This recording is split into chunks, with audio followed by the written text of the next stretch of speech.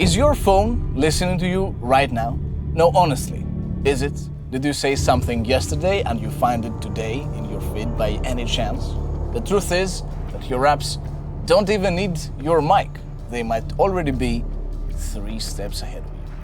Okay, I mean, let's not try to scare the people, all right? But today, we're going to deep dive into algorithms, bots, your personalized feed, your interests, or even inside your devices. With all this rage bait content getting suggested on your For You page, let's see how the EU is actually cleaning up this online chaos. Hey, I'm Angelos and welcome to You Asked. We got a lot of comments from you about the DSA. I mean, you know, the way Europe protects you on social media, okay? And to be honest, some were great and some kind of funny. Okay, all right, let's not waste any time. Let's go. Even as someone outside the US, my feed is now filled with Americans being spotlighted. At European Commission, please check it into this under DSA. Okay, first, we have to understand that algorithms are prioritizing high engagement, like raids, or in your case, viral US drama. So, okay, well, to solve this issue, because yes, it can happen, DSA actually is forcing platforms to give you an alternative feed from their own profiling, like a non-personalized feed, or a following feed in which you can check things that you care about and follow. Oh, also, chronological feed works as well because they completely remove your personalized preferences. How do you do this? Just go to Content Preferences and change it to non-personalized, or stick to the Following tab to check on people and the things that you want to see, or just click to our how-to series to find out. Now, I know what you're thinking. Is this enough? Does this work? I still get tons of suggested content that I don't actually like. So, let's deep dive even more. Is there any regular monitoring without formal complaints about violations when it comes to feed options and their algorithms? Yes, there is. To be honest, back in the day, platformers would check themselves. Well, that didn't quite work, did it? So the DSA changed that. Every year, these big platforms are legally required to carry out an independent audit to prove their feed options really work and aren't rigged. They're monitored very closely, and the EU can investigate them at any time. And on the critical side, one comment that I saw is that the DSA regulates what platforms may show, not who controls them. As long as ownership, jurisdiction, and infrastructure sit outside Europe, the platforms still hold the cards. The DSA soften the edges, it does not move the center of power.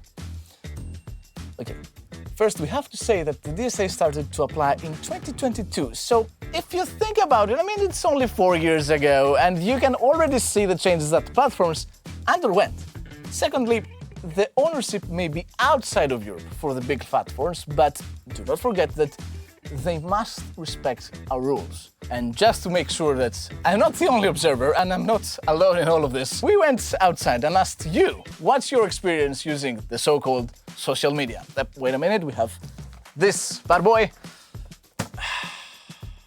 Do you think that your phone is listening to you? Yeah, absolutely right. Yeah, it's listening. Okay. Yeah, Absolutely, Yeah. 100%. I don't think so. yeah, you could definitely argue that. For sure, depends on what mood I am. Okay. I mean that's like a conspiracy theory. Do you think, second question, that the social media apps are brainwashing people? I would say yes. Yes. Oh, for true. Yeah. Because I have kids as well, and they got influencers, Yeah. stars up on social media, and they are like expressing every emotion. Would you be, or would you like to be on a purely European app, European social media app? Yeah. I know Facebook and Instagram, yes I do, but I Okay. didn't know that in Europe we had apps too. Okay. Yeah, I would be happy to do so. The European Commission imposed some fines because of digital data breaching. Do you approve this? I think it's helpful to kind of regulate these things before they become a bigger issue. Yeah, I think it's illegal if they're breaching data, then they should pay a price for it. In general, having some, rules, applying some fines on like Instagram or Meta, it's better to protect users. I am with that. I feel like whenever we're on any app, we just agree and confirm to any conditions and terms. We don't even read it. Starting with me, I just agree. Yeah, okay. I just agree. Okay. Okay, see, you deal with the same toxic posts like me. Okay, why is the fake AI account still here after all the reports? Facebook is now overflowed by fake profiles and pages. Many are from Russia and they're trying to affect the public. When are you going to act on it? Okay, we had more comments about fake profiles, bots, and more comments also about Russian propaganda. First, about the bots on Facebook and other platforms. The EU is making social platforms step up against disinformation, including disinformation from bots and obviously fake accounts.